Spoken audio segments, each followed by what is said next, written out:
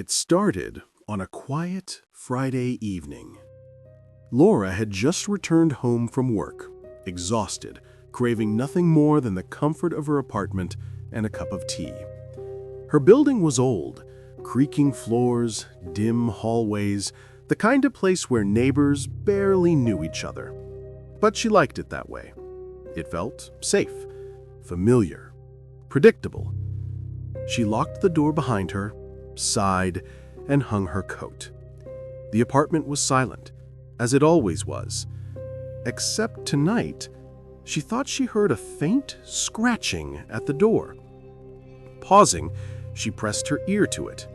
Nothing. Probably the wind. Laura poured herself a cup of tea and settled on the couch. The soft hum of the refrigerator was the only sound. But then, she heard it again. A scratching, faint but deliberate, coming from the window. Heart racing, she approached the window. Nothing. The street below was empty, wet from the evening drizzle. She shook her head. "I'm tired. I'm imagining things," she told herself. Still, the feeling of being watched lingered. That night, as she tried to sleep, Laura kept thinking about the scratching. Every little noise made her flinch. When she finally closed her eyes, she thought she saw a shadow pass by the door. She sat up, pulse racing. Her apartment was empty. Then she noticed something on the floor, near the door. A small envelope, plain, no return address. Her hands trembled as she picked it up. Inside was a single sheet of paper with one sentence written in sharp, uneven handwriting. "I'm already here." Her stomach dropped. The logical part of her mind tried to argue, prank, neighbor, mistake, but the words felt like a knife in her chest. Already here. She locked the door again, checking the windows. She double-checked the peephole. Nothing. Still, the feeling didn't go away. Someone or something was inside her apartment. Laura didn't sleep.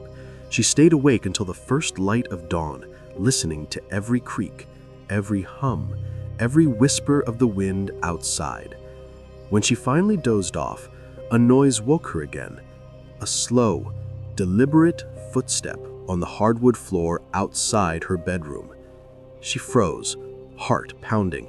The building was old, and sounds traveled easily, but this was different, deliberate, close. Someone was moving toward her room. Clutching her phone, she dialed 911, whispering into the receiver. The operator told her to stay calm, that officers were on their way, but by the time she hung up, the footsteps stopped. Silence. Then a soft, almost inaudible voice. "I've been waiting." Laura's breath caught.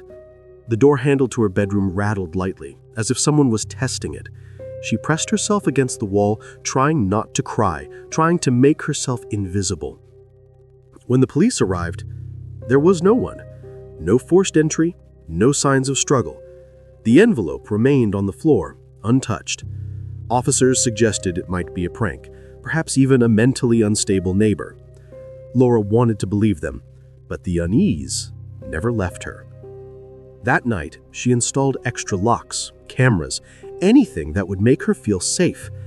But safety, she discovered, was an illusion. The next evening, her doorbell rang. No one was outside. Then, scratching at the door again. Then, a whisper. "Open the door." Laura didn't. She called the police. Nothing. No signs. And yet the feeling was unmistakable. Someone was inside, watching, waiting. Weeks passed. Laura barely left her apartment. Friends called, but she stopped answering. Work emails went unread. Sleep became impossible. She began to hear the whispering even when no one was near, the voice always soft, always right behind her. She checked every room, every closet, every corner. Nothing, but the feeling never left. Then she noticed subtle changes, small things out of place. A chair slightly moved, the teacup not where she left it. Her phone face down on the floor when she's sure she had set it a recounter. Her apartment was empty, yet it wasn't. One night, exhausted and paranoid, Laura went to the kitchen for water. When she turned around, someone was standing in the living room. Not a shadow, not a trick of light. A man, average build, face obscured by darkness, just standing there. She froze, couldn't move, couldn't breathe. He didn't speak, just watched. Her first thought was run, but the doors locked, windows sealed, her phone dead. Then he stepped forward. She saw the knife in his hand. Laura screamed, backing away, tripping over the rug. Her mind raced. She could fight, she could escape, but there was nowhere to go. He stopped, just stared. Then softly, almost kindly, he said, "You shouldn't have called anyone." Laura's survival instinct kicked in. She grabbed a kitchen knife and swung blindly, just enough to startle him. He retreated slightly. She ran for the door, fumbling with the locks. In a desperate moment, she kicked the door open and ran into the hall. The building was empty, not a soul in sight. Police sirens wailed in the distance. She ran down the street screaming for help. When the officers arrived, they found her collapsed on the sidewalk. Her apartment had no forced entry, no evidence of an intruder. Only the envelope remained, now on the kitchen counter, open. Next time, I won't wait. Laura never returned to that apartment. She moved to another city, changed her phone number, tried to rebuild her life.